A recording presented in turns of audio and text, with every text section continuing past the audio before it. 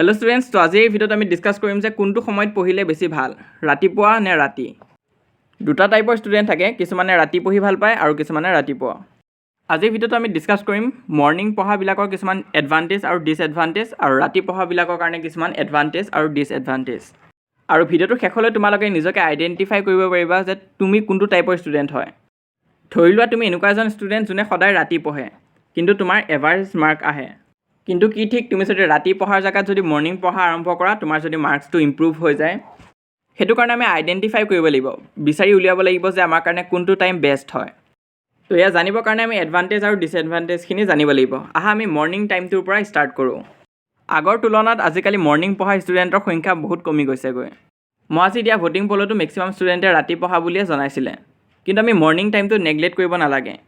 Scientific studies মতেও আমাৰ human ব্ৰেইনটো morning টাইমতে most active থাকে। আমাৰ হিউমেন ব্ৰেইনটো ডিজাইনে এনেকুৱা কৰা হৈছে যে আমি মৰ্ণিং সময়টোত বেছি এক্টিভ থাকোঁ। আজিৰ এই মডাৰ্ণ টাইমতহে আমি ভাবোঁ যে ৰাতি বা ৰাতিপুৱা কথা নাই, কাম কৰিলেই হ'ল। কিন্তু আগতে সেনেকুৱা নাছিলে। আমি যদি কেইবা হাজাৰ বছৰ যদি পিছুৱাইও যাওঁ, হিউমেনছবিলাকে সদায় সোনকালে উঠিছিলে আৰু চিকাৰ বা অন্য কাম কৰিছিলে। আৰু এই হাজাৰ বছৰত আমাৰ মাইণ্ডটো ইমান এটা বিশেষ চেঞ্জ হোৱা নাই। জাষ্ট এই মডাৰ্ণ টাইমত ইলেক্ট্ৰিচিটি আৰু বহুত সুবিধা পোৱা যায় কাৰণে আমি ভাবোঁ যে ৰাতি বা ৰাতিপুৱা কথা নাই, কাম কৰিলেই হ'ল।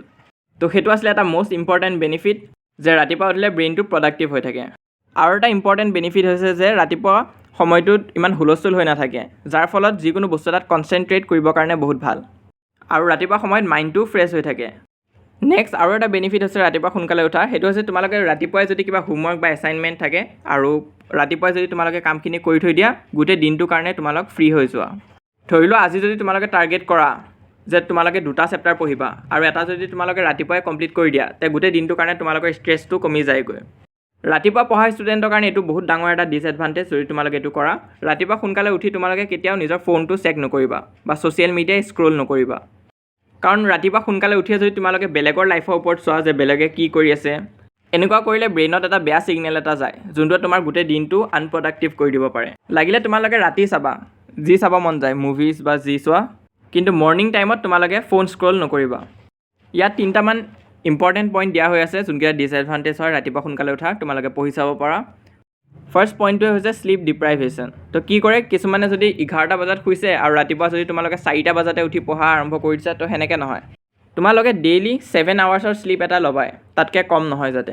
বহুতে ক'ব যে ষ্টুডেণ্টছে পাৰে, সিহঁতে 5 ঘণ্টা শুলেই হৈ গ'ল, কিন্তু আচলতে সেইটো নহয়। 7 আৱাৰ্ছ নুশুলে তোমালোকৰ পিছলৈ এই বস্তুটোৱে ইম্পেক্ট কৰিব পাৰে আৰু ফ'কাছটোও কমি যাব।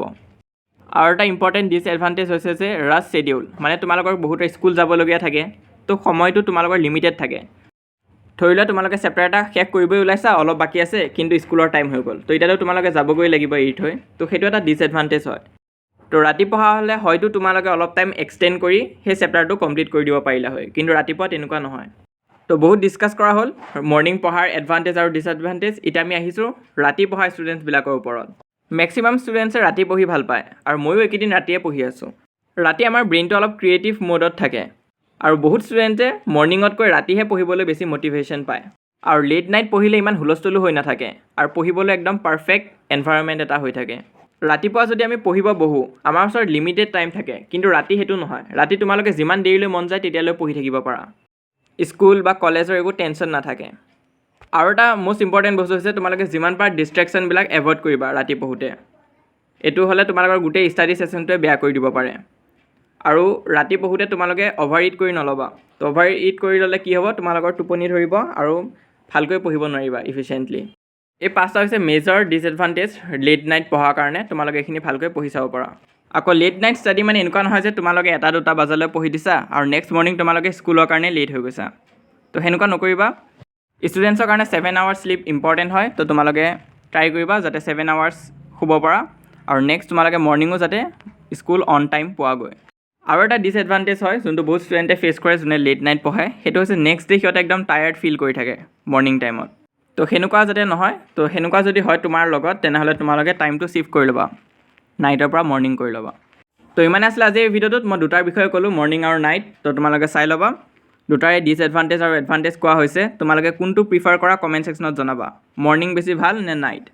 আৰু পাৰিলে ভাল ৰিজন এটাও লিখি দিবা লগতে, মই চবৰে কমেণ্টছ পঢ়ি চাম।